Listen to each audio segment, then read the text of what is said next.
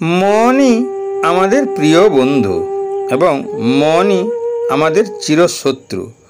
মনই আমাদেরকে সমাজে ঘৃণার পাত্র বা মর্যাদার আসনে বসায়।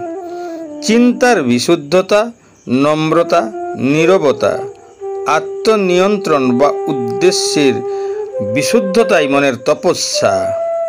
গীতা সপ্তদশ অধ্যায় শ্লোক সংখ্যা 16তম শ্রীকৃষ্ণ উল্লেখ করেছেন, মন প্রসাদ সৌমত্তং মৌনমাত্মবিনিগ্রহ ভাব সংশুদ্ধিরিত্যেতৎ তপোমানসমুচ্যতে। চিত্তের প্রসন্নতা, সরলতা, মৌন, আত্মনিগ্রহ ও ব্যবহারে নিষ্কপটতা, এগুলিকে মানসিক তপস্যা বলা হয়। মনের দৃঢ়তা শরীর ও বাকশক্তির চেয়েও শ্রেষ্ঠ।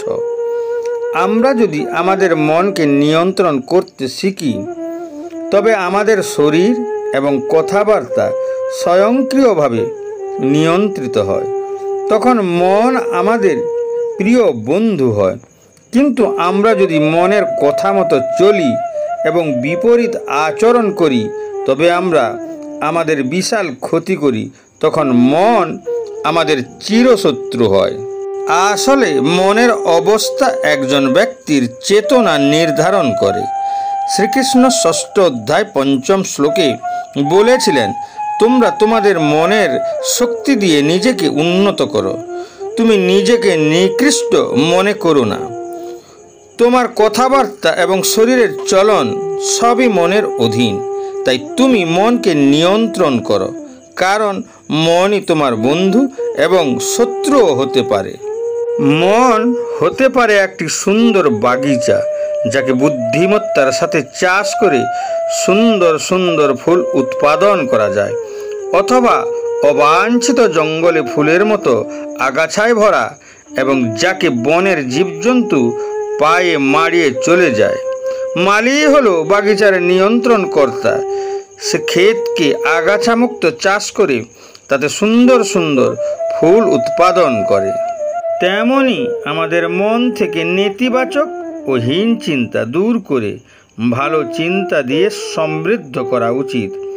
আমরা যদি আমাদের মনে রাগান্বিত, বিদ্বেষপূর্ণ, ত্রুটিপূর্ণ, নিষ্ঠুর, জটিল এবং সমালোচনামূলক চিন্তা ভাবনাকে স্থান দিই, তবে সেগুলি আমাদের ব্যক্তিত্বের উপর বিরূপ প্রভাব ফেলে। আমরা আমাদের মন দিয়ে কোনো গঠনমূলক কাজ করতে পারি না যতক্ষণ না আমরা আমাদের মনকে নিয়ন্ত্রণ করতে শিখি। রাগ, ঘৃণা, শত্রুতা ইত্যাদি দ্বারা উত্তেজিত হওয়া থেকে দূরে থাকা, যেগুলি সেই একই আগাছা যা আমাদের হৃদয়ের স্বর্গীয় অনুভূতিকে প্রস্ফুটিত করার পথে বাধা হয়ে দাঁড়ায়। লোকেরা কল্পনা করে যে তাদের চিন্তাভাবনাগুলি ব্যক্তিগত এবং মনের ভিতরেই থাকে, তাদের কোনো বাহ্যিক গুরুত্ব নেই এবং অন্য লোকেদেরও চিন্তা ভাবনার বাইরে। তারা বুঝতে পারে না যে চিন্তাগুলি কেবল তাদের অভ্যন্তরীণ চরিত্রই নয়, তাদের বাহ্যিক চরিত্রও তৈরি করে। তাই কারোর দিকে তাকিয়েই আমরা বলতে পারি সে খুব সরল এবং বিশ্বস্ত ব্যক্তি, আবার অন্য একজনের সম্পর্কে আমরা বলে থাকি সে খুব ধূর্ত এবং প্রতারক, তার থেকে দূরে থাকাই ভালো। প্রতিটি ক্ষেত্রেই মানুষ তার মনে যে চিন্তা করে, সেই চিন্তাগুলি তার ব্যক্তিত্বে সুনির্দিষ্ট আকারে প্রকাশ পায়। আমাদের চোখের চাউনি, আমাদের প্রসন্নতা, আমাদের অভিবাদন এবং আমাদের হাত ধরার ভাবের মধ্যে পূর্ণ স্বীকারোক্তি রয়েছে। পাপগুলির দ্বারা আমরা দূষিত হই, আমাদের সমস্ত মহৎ ধারণা ধ্বংস করে। মানুষ জানে না মনকে নিয়ন্ত্রণ না করার পরিণাম। মন আমাদের চোখকে মন্দকে ভালোর আকারে দেখায়, আমাদের উঁচু নাককে নামিয়ে দেয়, আমাদের কপালে কলঙ্কিতের দাগ এঁকে দেয়। মনের চিন্তা ভাবনার সম্পর্কে কিছু গুরুত্বপূর্ণ উক্তি।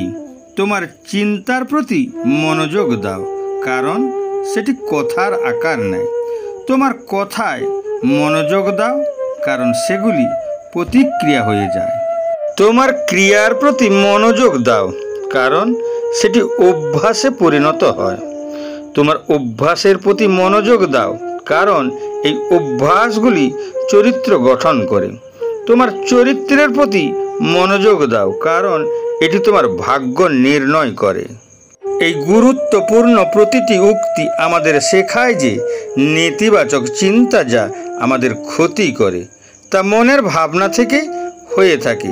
আমরা নিজেদের ধ্বংস করি।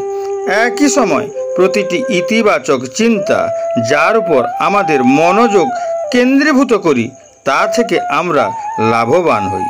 শ্রীকৃষ্ণ বলেন, এটা সত্যই যে মন যা চিন্তা করে তা ক্রিয়ার দ্বারা প্রতিফলিত হয়। মন শরীর, শ্বাস ও ডানা দিয়ে যুক্ত থাকে, যাকে আমরা গোপনীয় মনের চিন্তা বলি।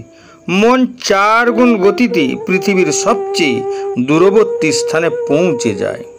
আমাদের অহংকার এবং আমাদের অনুতাপ ত্যাগ করা না আঁকড়ে ধরা তা মনই নিয়ন্ত্রণ করে। মনের চিন্তার মাধ্যমে আমরা আমাদের ভবিষ্যৎ গড়ি এবং ধ্বংস করি। মনই বেছে নেয় শুভ বা অশুভ। মনই ভালোবাসা থেকে ভালোবাসা গাঢ় করে আর ঘৃণা থেকে ঘৃণার প্রসার বাড়ায়। মনের চিন্তা থেকেই আমরা পশুর আচরণ করে থাকি, আবার মনের চিন্তা থেকেই আমরা পূজিত হই। মনের প্রতিটি চিন্তাই আমাদের ভাগ্যকে নিয়ন্ত্রণ করে।